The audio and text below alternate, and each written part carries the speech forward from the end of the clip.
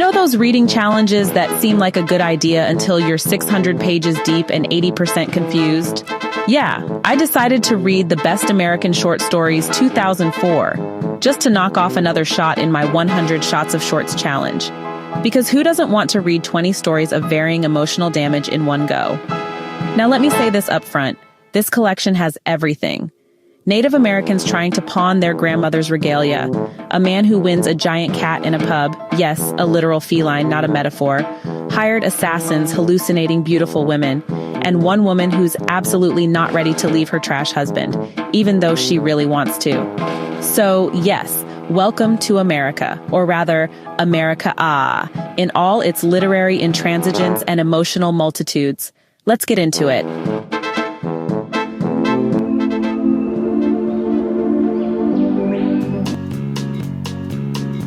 I didn't go into this anthology looking for enlightenment. I just wanted to read some shorts and move on with my life. But this 462-pager had other plans. There were novellas masquerading as short stories, and some stories that felt like dreams half remembered. Some of them were deeply immersive. Others felt like a Facebook post written at 3 a.m. by someone with unresolved trauma. Now, I have to say, it's a very American collection. And I don't mean baseball and apple pie American.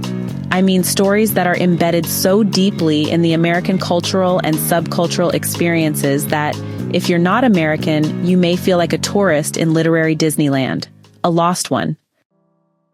It reminded me of Horace Engdahl's spicy 2008 comment. Remember him? The permanent secretary of the Nobel Prize jury? He said, and I quote, "The US is too isolated, too insular. They don't translate enough and don't really participate in the big dialogue of literature. That ignorance is restraining." Now, I'm not a literature scholar. I'm just someone who likes books and overthinks them in the shower. But reading this anthology, the comment echoed. Some stories do feel like they were written for a very specific audience, like an inside joke between MFA graduates in Brooklyn. Still, there were gems. Absolute gems. Let's start with Sherman Alexie's What You Pawn, I Will Redeem. If you've ever felt broken, but still had the audacity to be hopeful, this one's for you. Alexie gives us Jackson, yes, that's his name, a Spokane Indian homeless man living in Seattle. He stumbles upon his grandmother's stolen powwow regalia in a pawn shop. The white pawn shop guy, feeling generous or guilty or both, gives him 24 hours to come up with $999 to buy it back.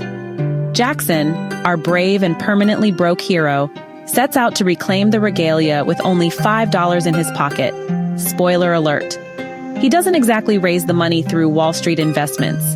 What makes this story stick isn't just the mission, but the carefree melancholy of Jackson. His deep, complicated love for his culture and family is subtle yet profound. I couldn't help but think of Bijou from Kiran Desai's The Inheritance of Loss. While Bijou was an Indian in America, Jackson is an American Indian in America, yet both are caught between cultures, expectations, and disappointments. Both are invisible in their own ways. Now enter The Tutor by Nell Freudenberger. If you like complicated relationships with more power imbalances than a seesaw on Mount Everest, this story's your cup of emotional chaos. Julia is an American woman tutoring Zubin, an Indian man trying to improve his English. Romance, or something pretending to be romance, brews. You'd expect this to be a quiet love story, but no, it's layered. Zubin is not Sai, and Julia is definitely no Gyan. But the dynamics here made me think back to The Inheritance of Loss again, especially how class, race, and subtle prejudice creep into seemingly innocent relationships.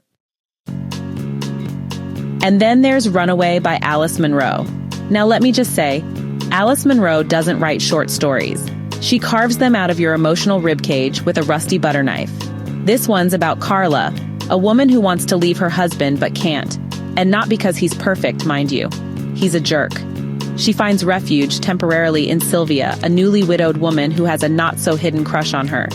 Sylvia even goes as far as to plan Carla's escape. But Carla?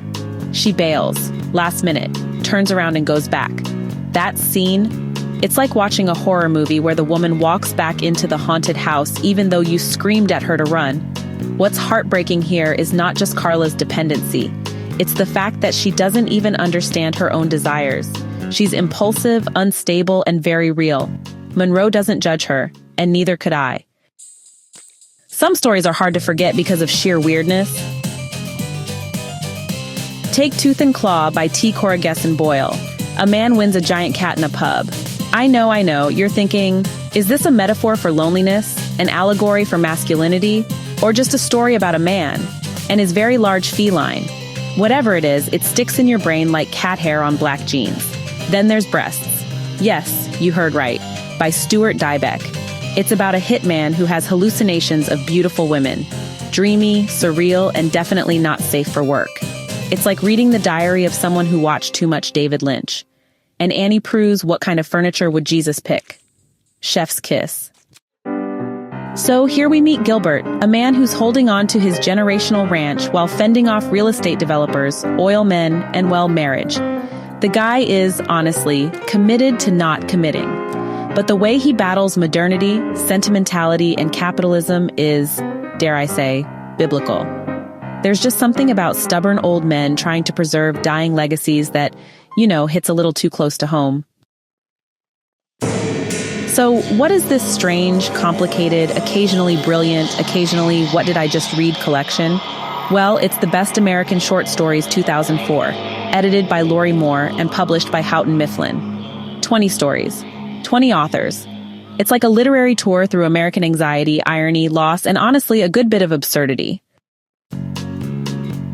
Did I love all the stories? Absolutely not. Some of them dragged. Some were, dense and kind of inaccessible unless you have a PhD in American Studies and a cup of strong black coffee. But the ones I connected with, they really stayed with me. They stuck because they reminded me that stories, even from faraway places or cultures, can still reach into your chest and rattle something loose. They also reminded me that reading American literature as an outsider can feel a little like watching a family dinner through a window. You catch the drama, but you don't always get the context. Still, the collection is worth the time, especially if you're curious about what American writers were obsessed with in 2004. Identity, disconnection, loneliness, modernity, and, the occasional oversized cat. The anthology was edited by Lorrie Moore, a true master of the short story form. Witty, sharp, and emotionally devastating in the best ways, Moore brings her own lens to the curation, and honestly, it shows. She clearly wanted stories that pushed boundaries, even if those stories didn't always land. So if you've got a strong heart, a high tolerance for literary whiplash, and maybe a cat allergy, go for it.